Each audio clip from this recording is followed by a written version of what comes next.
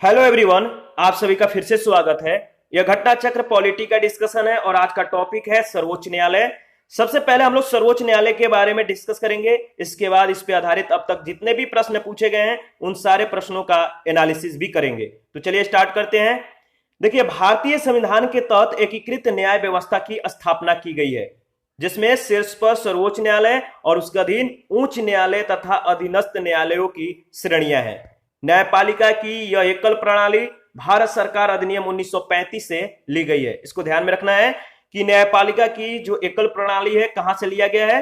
भारत सरकार अधिनियम 1935 से। भारत के सर्वोच्च न्यायालय की स्थापना 26 जनवरी 1950 को की गई थी।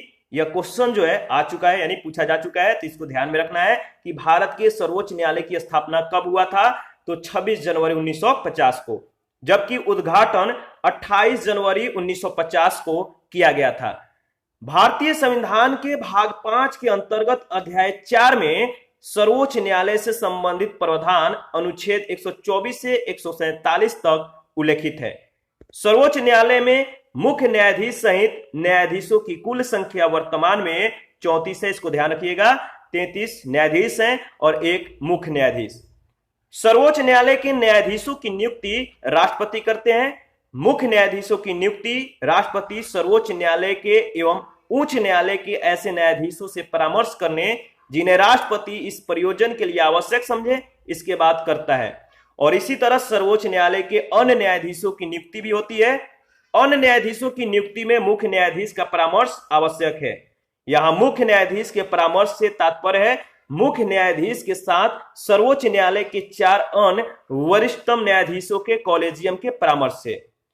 सर्वोच्च न्यायालय का न्यायाधीश बनने के लिए किसी व्यक्ति को भारत का नागरिक होना चाहिए और उसे किसी उच्च न्यायालय का या ऐसे 2 या अधिक न्यायालयों का लगातार कम से कम 5 वर्ष के लिए न्यायाधीश होना चाहिए, या उसे किसी उच्च न्यायालय या ऐसे 2 या अधिक न्यायालयों में मिलकर कम से कम, मतलब कि 2 या अधिक न्यायालयों में मिलाकर उसे कम से कम 10 वर्ष तक अधिवक्ता होना चाहिए, या राष्ट्रपति के विचार में वह पारंगत विधिवेत्ता हो। सर्वोच्च न्यायालय का न्यायाधीश होने के लिए संविधान में न्यूनतम आयु का उल्लेख नहीं है। सर्वोच्च न्यायालय में न्यायाधीशों की संख्या में वृद्धि संसद कर सकती है। सर्वोच्च न्यायालय के न्यायाधीशों को राष्ट्रपति शपथ दिलाते हैं और सर्वोच्च न्यायालय के न्यायाधीश राष्ट्रपति को संबोधित कर अपना पद त्याग सकते हैं।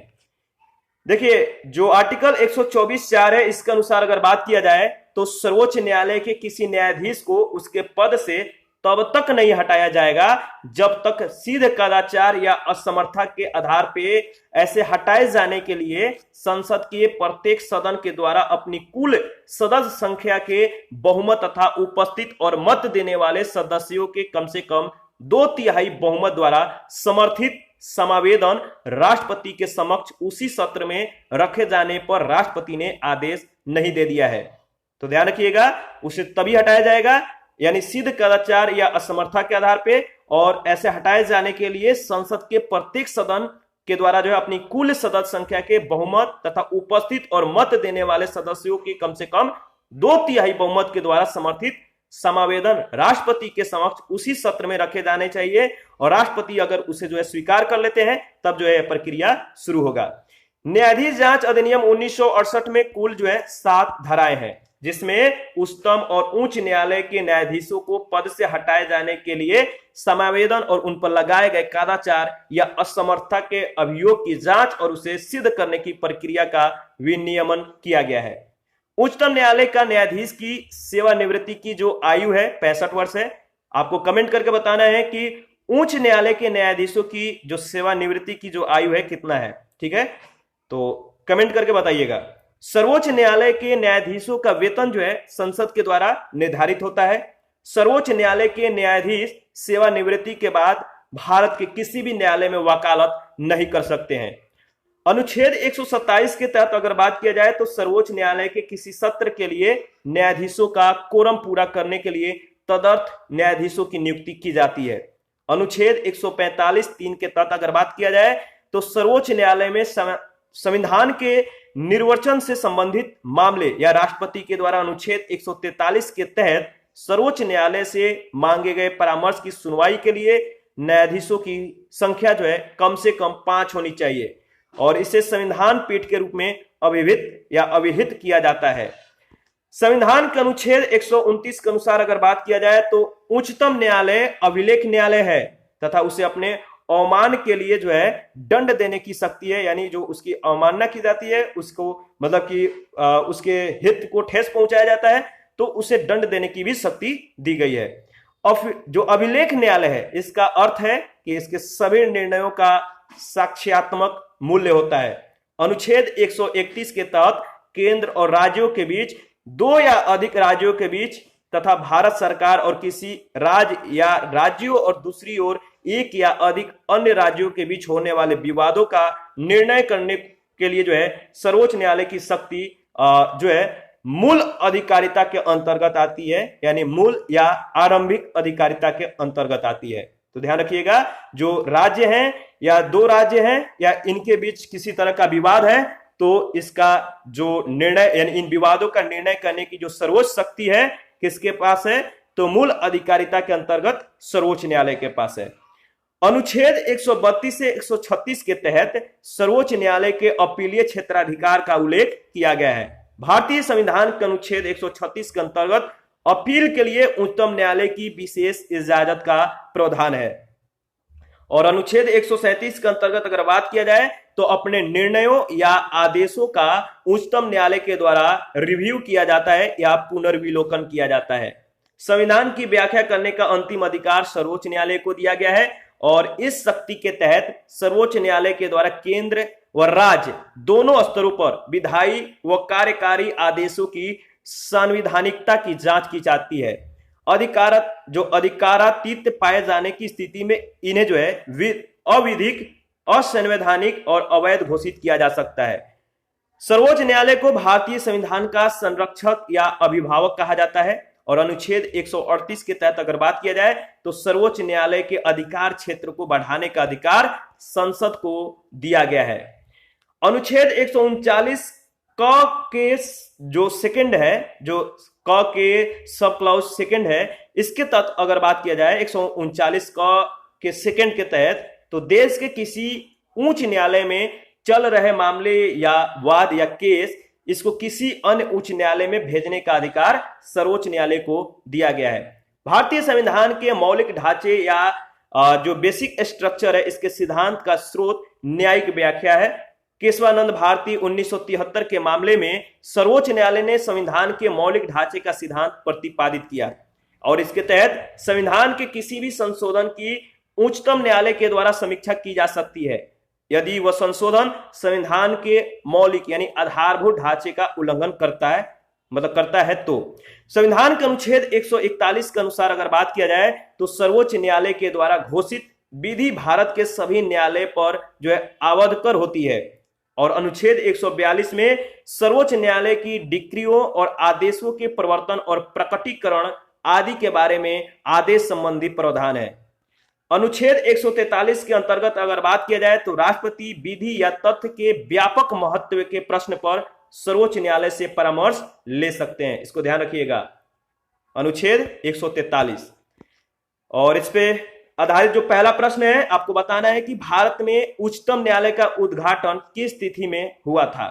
तो इसके बारे में पूछ लिया गया, मैंने वहां भी बताया था कि इसको ध्यान रखना है कि उद्घाटन और जो इसका स्थापना है कब हुआ था सर्वोच्च न्यायालय का। तो इसका सही जवाब होगा 28 जनवरी 1950। भारत में सर्वोच्च न्यायालय का उद्घाटन 28 जनवरी 1950 को हुआ था। ठीक है, ध्यान रखिएगा। और भारत में उच्चतम न्यायालय का जो उद्घाटन है 28 जनवरी 1950 को हुआ था, जबकि इसकी स्थापना भारतीय संविधान के अनुच्छेद 124 के तहत 26 जनवरी 1950 को हुई थी। और सेकंड नंबर क्वेश्चन है, भारत के सर्वोच्च न्यायालय की स्थापना हुई थी कब? तो बताइए किसके द्वारा? तो भारत के सर्वोच्च न्यायालय की स्थापना भारतीय संविधान के द्वारा हुई थी, यानी डी ऑप्शन आपका बिल्कुल सही है। थर्ड नंबर क्वेश्चन है, भारत के उच्चतम न्यायालय में न्यायाधीशों की संख्या में वृद्धि करने की शक्ति किसमें निहित है? तो संसद में। इसका सही जवाब संसद होगा।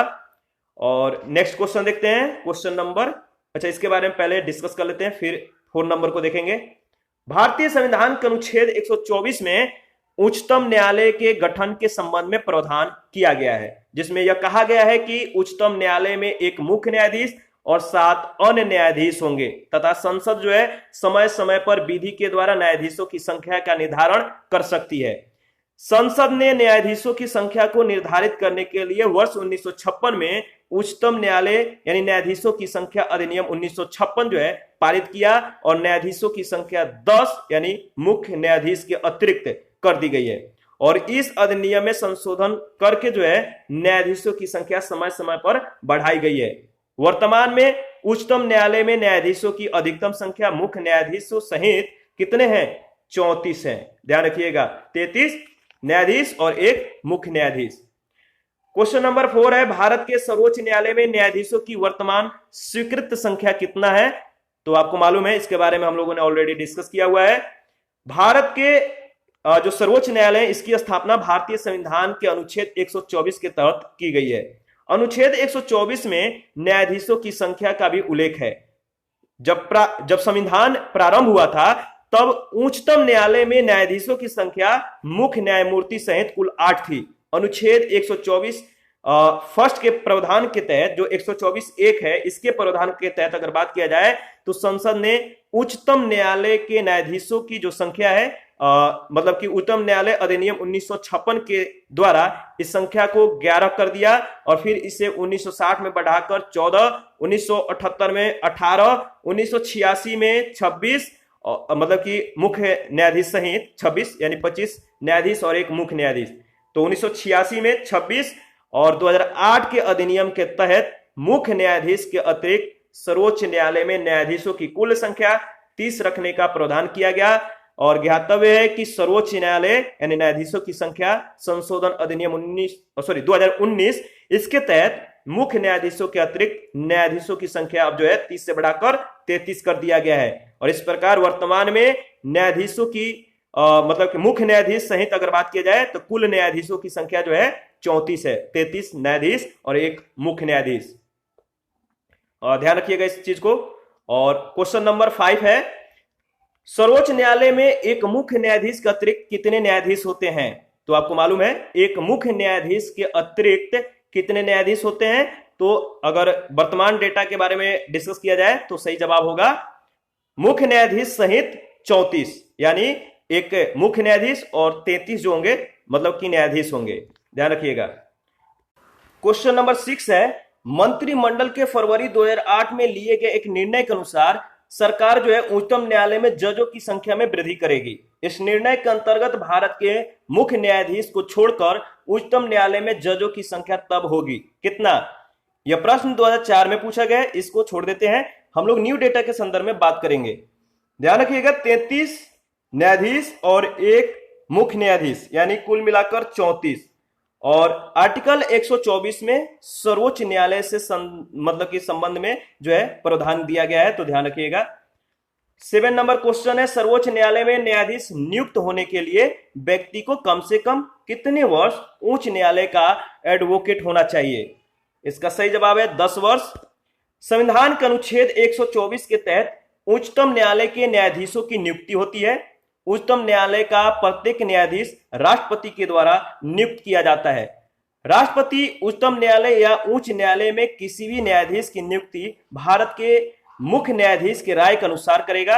अनुच्छेद 124(3) के अनुसार अगर बात किया जाए तो उच्चतम न्यायालय में न्यायाधीशों की नियुक्ति के लिए निम्नलिखित योग्यताएं होनी चाहिए। कौन कौन सी योग्यताएं होनी चाहिए?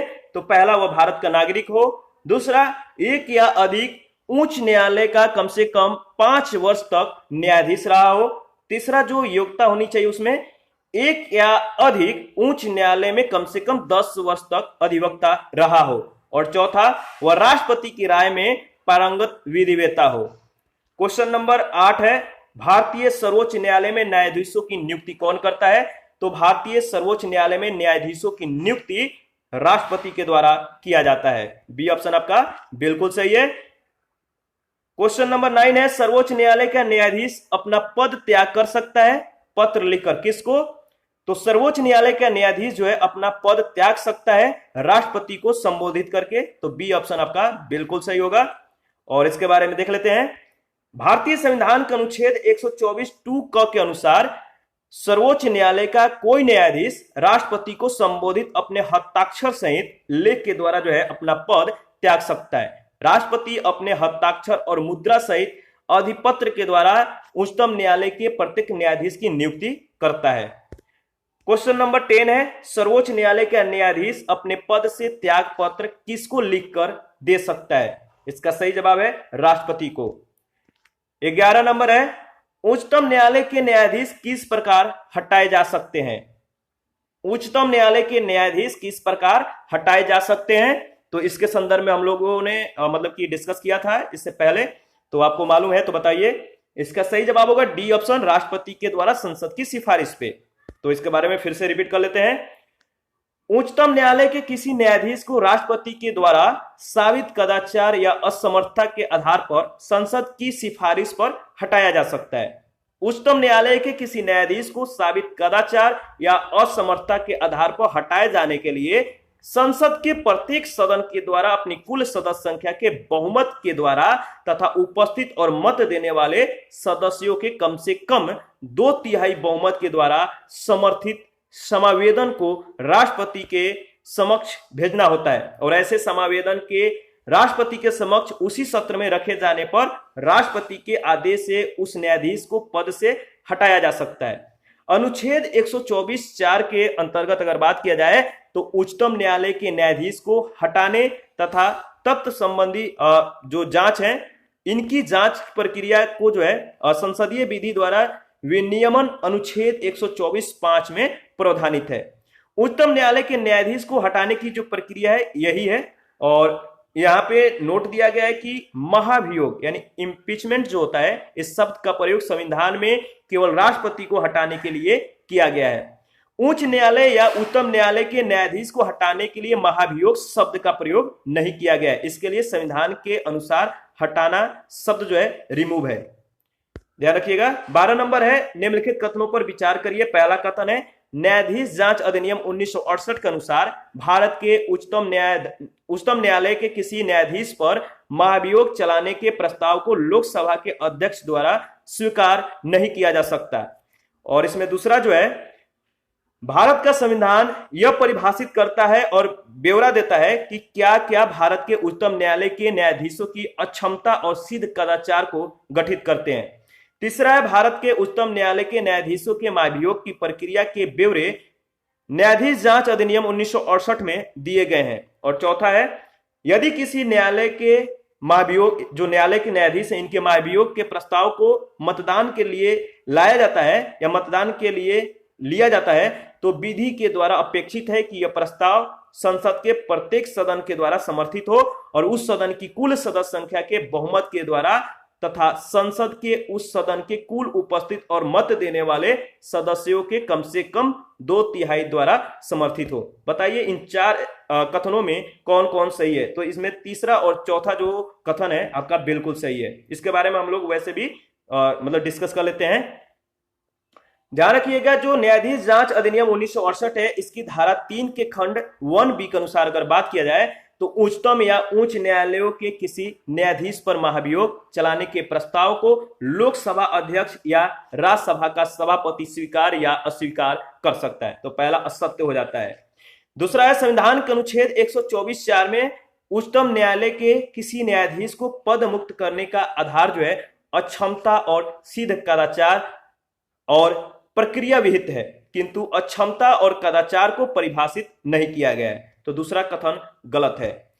न्यायाधीश जांच अधिनियम 1968 में कुल जो है 7 धाराएं हैं जिसमें उच्चतम और उच्च न्यायालय के न्यायाधीशों के महाभियोग यानी संसद में ऐसे समावेदन के रखे जाने तथा न्यायाधीश के कदाचार या समर्था के जांच और उसे सिद्ध करने की प्रक्रिया और ब्यौरे का वर्णन है। तो कथन 3 जो है सत्य है और कथन 4 भी सत्य है। भारतीय संविधान के अनुच्छेद 124(4) में विहित प्रक्रिया के अनुसार किसी न्यायाधीश के महाभियोग का प्रस्ताव संसद के प्रत्येक सदन में उस सदन की कुल सदस्य संख्या के बहुमत के द्वारा तथा उपस्थित और मत देने वाले सदस्यों के 2/3 बहुमत के द्वारा पारित होना चाहिए और इस प्रकार पारित प्रस्ताव पर राष्ट्रपति की अनुमति प्राप्त होने के पश्चात वह न्यायाधीश पद मुक्त हो जाएगा।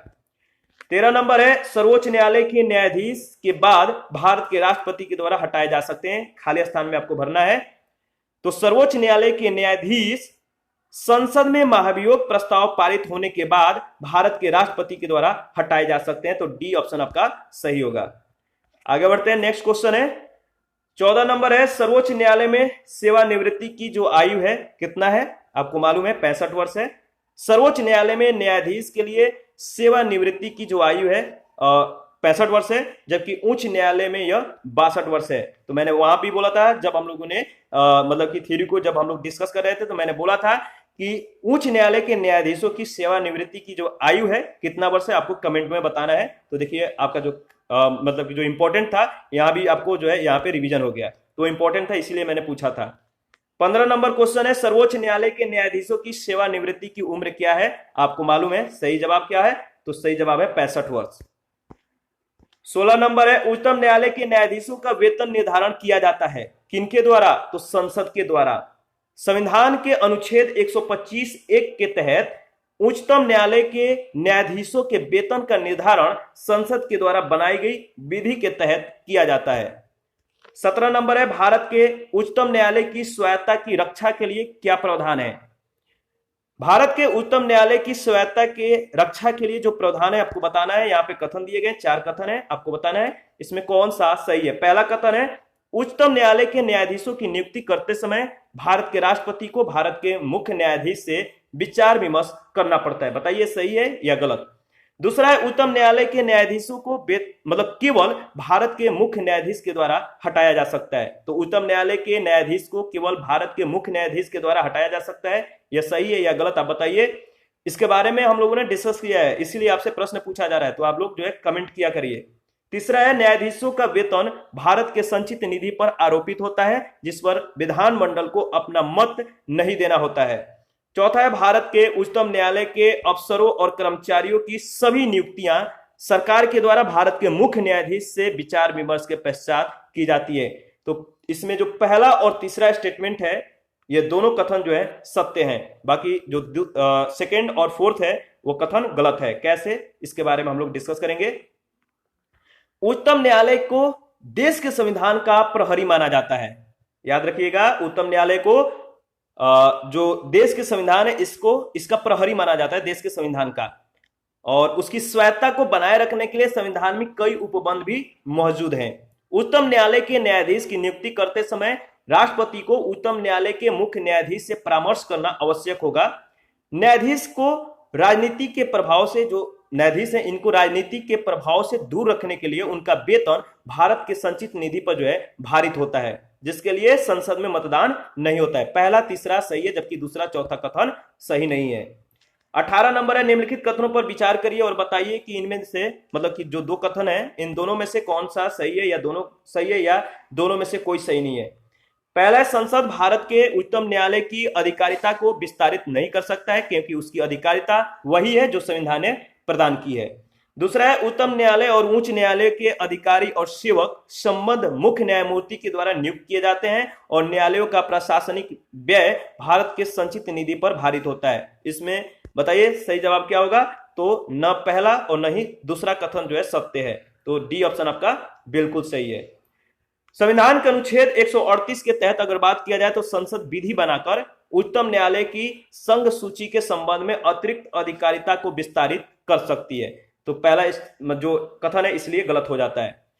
उच्चतम न्यायालय के अधिकारी और सेवक अनुच्छेद 140(1) के तहत, उच्च न्यायालय के अधिकारी और सेवक अनुच्छेद 229(1) के तहत संबद्ध मुख्य न्यायमूर्ति के द्वारा या उसके द्वारा निर्दिष्ट न्यायाधीश या अधिकारी के द्वारा नियुक्त किए जाते हैं। तथापि अनुच्छेद 146(5) के तहत जहां उच्चतम न्यायालय का प्रशासनिक व्यय भारत के संचित निधि पर भारित होता है, वहीं अनुच्छेद 229(3) के तहत उच्च न्यायालय का प्रशासनिक व्यय राज्य के संचित निधि पर भारित होता है, इसलिए कथन 2 भी गलत हो जाता है। 19 नंबर है सेवानिवृत्ति होने के पश्चात सर्वोच्च न्यायालय के न्यायाधीश वकालत कर सकते हैं, तो किसी भी न्यायालय में नहीं। डी ऑप्शन आपका बिल्कुल सही होगा। और संविधान के अनुच्छेद 124(7) के अनुसार अगर बात किया जाए, सेवानिवृत्त होने के पश्चात सर्वोच्च न्यायालय के न्यायाधीश किसी भी न्यायालय में वकालत नहीं कर सकते हैं, जबकि अनुच्छेद 220 के अनुसार अगर बात किया जाए, उच्च न्यायालय के न्यायाधीश सेवानिवृत्ति होने के बाद उच्चतम न्यायालय में एवं अन्य उच्च न्यायालय जिसे कह सकते हैं, जिस उच्च न्यायालय में अस्थायी न्यायाधीश रहे हो उसमें नहीं, इनमें वकालत ये कर सकते हैं। तो जो एक कंडीशन है इसको ध्यान में रखना है कि जिस उच्च न्यायालय में वे अस्थायी न्यायाधीश रहे हो इसको छोड़कर वे जो है वकालत कर सकते हैं। आगे बढ़ते हैं, नेक्स्ट क्वेश्चन है, क्वेश्चन नंबर 20 है, भारत के सर्वोच्च न्यायालय के कार्यवाहक मुख्य न्यायाधीश की नियुक्ति करता है। सही जवाब होगा राष्ट्रपति। और अनुच्छेद 126 के अनुसार बात किया जाए तो सर्वोच्च न्यायालय के कार्यवाहक मुख्य न्यायाधीश की नियुक्ति राष्ट्रपति के द्वारा की जाती है। ऐसा तब किया जाता है जब मुख्य न्यायाधीश का पद रिक्त हो अथवा वह अपने कर्तव्यों का निर्वहन करने में असमर्थ हो। 21 नंबर है, भारत के कार्यवाहक मुख्य न्यायाधीश की नियुक्ति कौन करता है? तो सही जवाब है राष्ट्रपति। 22 नंबर है, सर्वोच्च न्यायालय के न्यायाधीशों की नियुक्ति की जाती है राष्ट्रपति के द्वारा सर्वोच्च न्यायालय के मुख्य न्यायाधीश से परामर्श के साथ। तो डी ऑप्शन आपका सही जवाब है। सर्वोच्च न्यायालय के न्यायाधीश की नियुक्ति जो है भारतीय संविधान के अनुच्छेद 124(2) के तहत राष्ट्रपति के द्वारा सर्वोच्च न्यायालय के और राज्यों के उच्च न्यायालय के ऐसे न्यायाधीशों से परामर्श के पश्चात जिनसे राष्ट्रपति इस प्रयोजन के लिए परामर्श करना आवश्यक समझे की जाती है। परंतु मुख्य न्यायमूर्ति से भिन्न किसी न्यायाधीश की नियुक्ति की स्थिति में मुख्य न्यायमूर्ति से परामर्श आवश्यक है।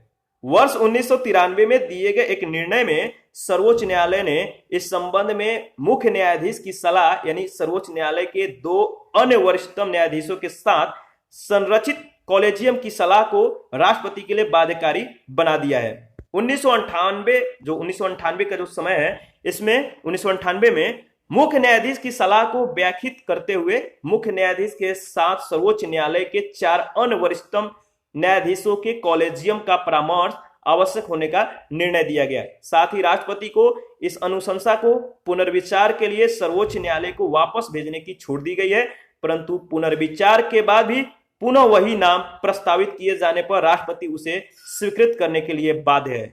ध्यान रखिएगा। नेक्स्ट क्वेश्चन देखते हैं।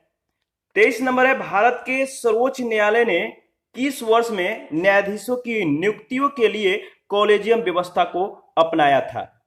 इसका सही जवाब है 1993 में। भारत के सर्वोच्च न्यायालय ने उच्चतर न्यायाधीशों की नियुक्ति एवं स्थानांतरण के लिए वर्ष 1993 में कॉलेजियम व्यवस्था को अपनाया। वर्ष 1993 में supreme court advocates on record association बनाम यूनियन ऑफ इंडिया मामले में सर्वप्रथम उच्चतम न्यायालय के द्वारा न्यायाधीशों की नियुक्ति के लिए कॉलेजियम की स्थापना का निर्णय दिया गया। इस निर्णय के तहत मुख्य न्यायाधीश के साथ सर्वोच्च न्यायालय के 2 अन्य वरिष्ठतम न्यायाधीशों का कॉलेजियम निर्धारित किया गया था, जिसे 1998 में विस्तारित कर मुख्य न्यायाधीश के साथ सर्वोच्च न्यायालय के 4 अन्य वरिष्ठतम न्यायाधीशों से संरचित कर दिया गया है।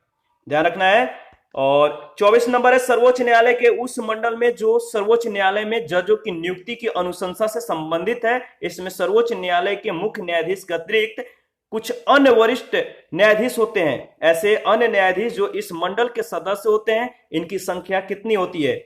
सही जवाब होगा 4। इसके बारे में हम लोगों ने अभी डिस्कस किया है।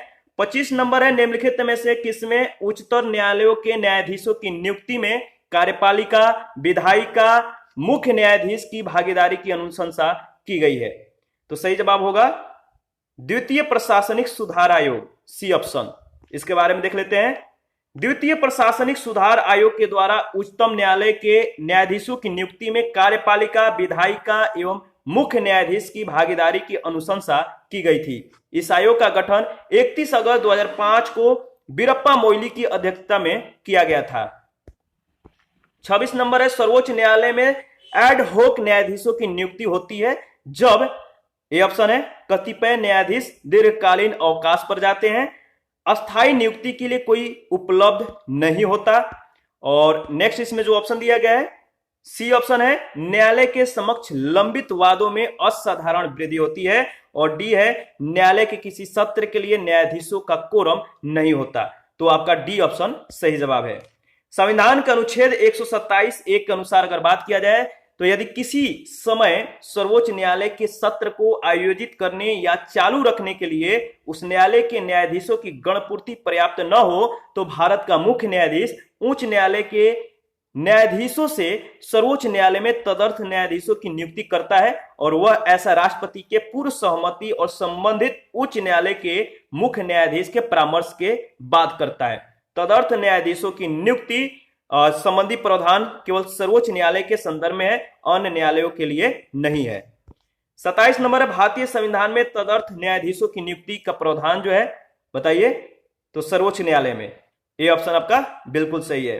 28 है, उच्चतम न्यायालय में संविधान के निर्वचन से संबंधित मामले की सुनवाई करने के लिए न्यायाधीशों की संख्या कम से कम कितनी होनी चाहिए? इसका सही जवाब होगा कम से कम 5। संविधान के अनुच्छेद 145(3) के तहत यह प्रावधानित है कि जिस मामले में इस संविधान के निर्वचन के बारे में विधि का कोई सर्वान प्रश्न अंतर्वलित है, उसका विनिश्चय करने के लिए या संविधान के अनुच्छेद 143 के अधीन निर्देश के लिए सुनवाई करने के लिए बैठक या बैठने वाले न्यायाधीशों की संख्या न्यूनतम 5 होगी। यानी राष्ट्रपति के द्वारा उच्चतम न्यायालय से परामर्श के बाद, तो इसमें न्यूनतम न्यायाधीशों की संख्या कितनी होगी? 5। और इस प्रकार उच्चतम न्यायालय में संविधान के निर्वचन से संबंधित मामले की सुनवाई करने के लिए न्यायाधीशों की संख्या कम से कम 5 होनी चाहिए। और इसे संविधान पीठ के रूप में क्या किया गया है? अविभेद किया गया है, यानी कॉन्स्टिट्यूशन बेंच के रूप में जो है इसे संबोधित किया गया है।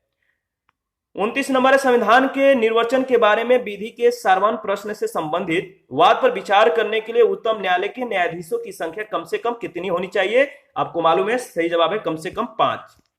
और नेक्स्ट क्वेश्चन है 30 नंबर, केंद्र और राज्यों के बीच होने वाले विवादों का निर्णय करने की भारत के उच्चतम न्यायालय की शक्ति किसके अंतर्गत आती है?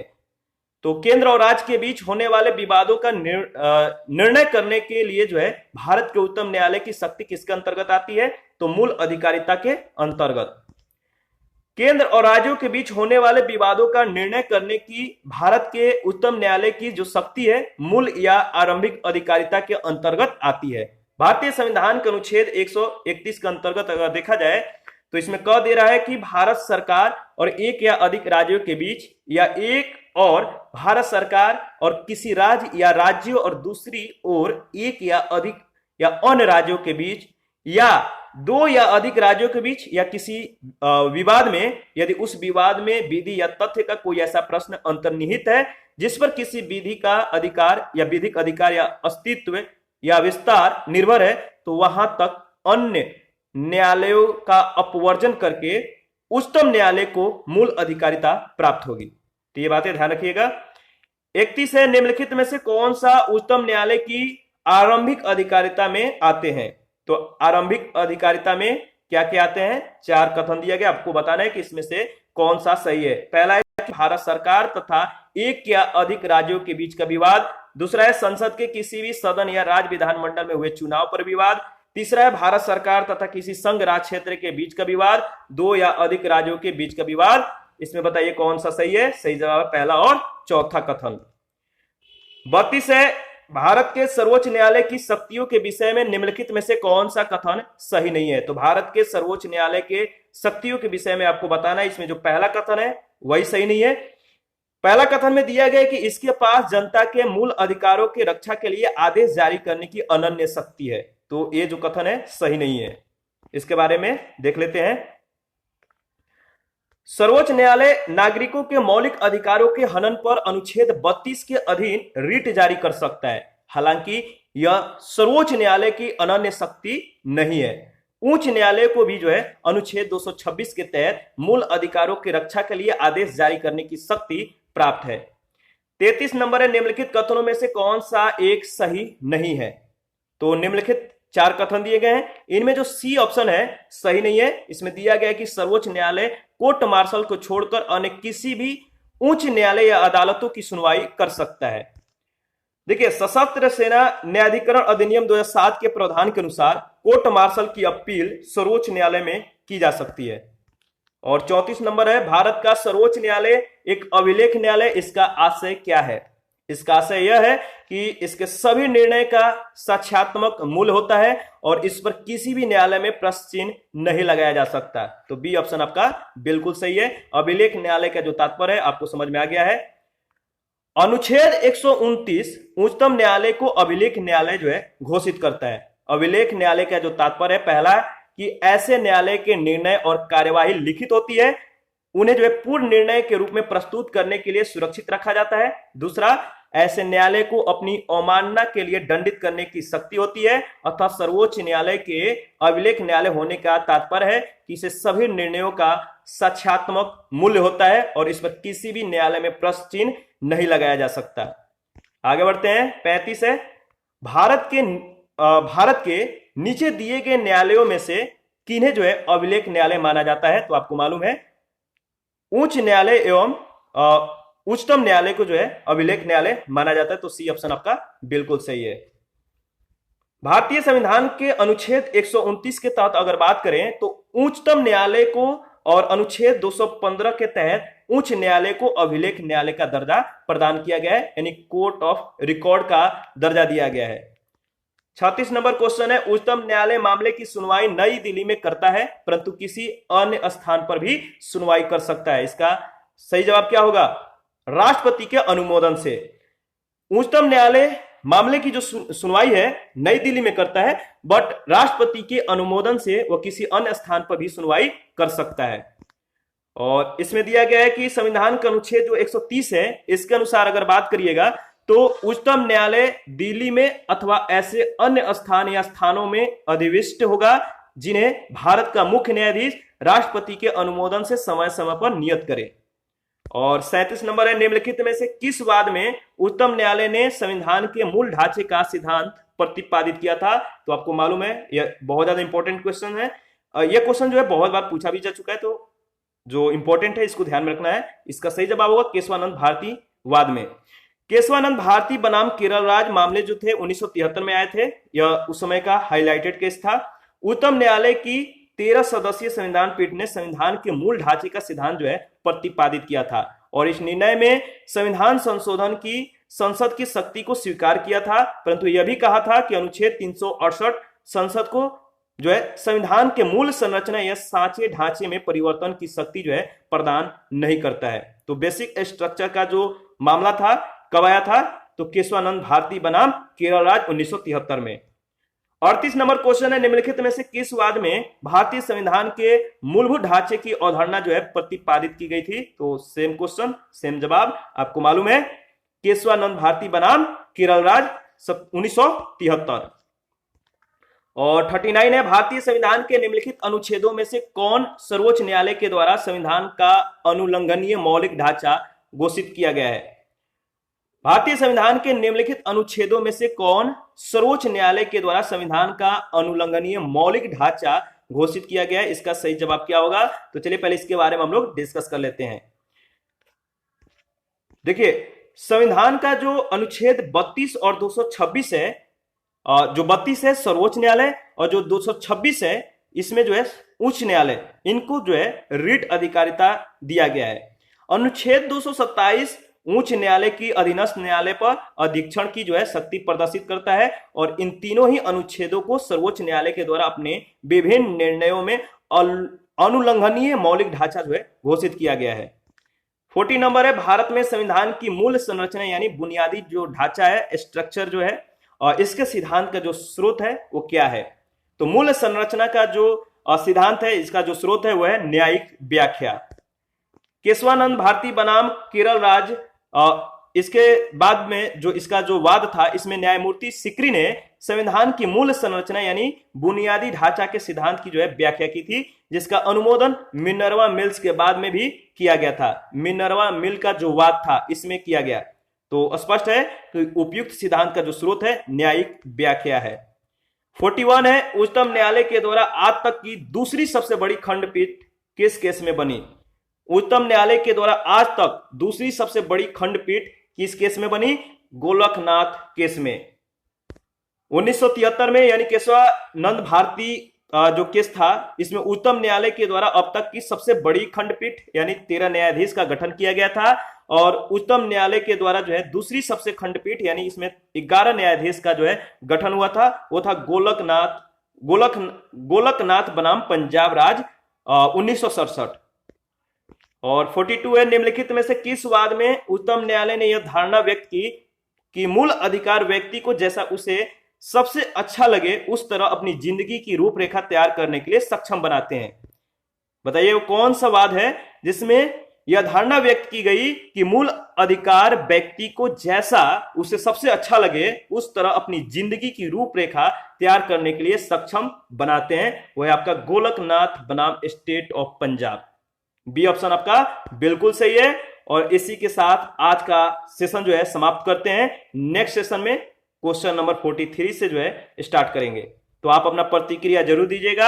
आपके प्रतिक्रियाओं का हमें बेसब्री से इंतजार रहता है। थैंक यू, मिलते हैं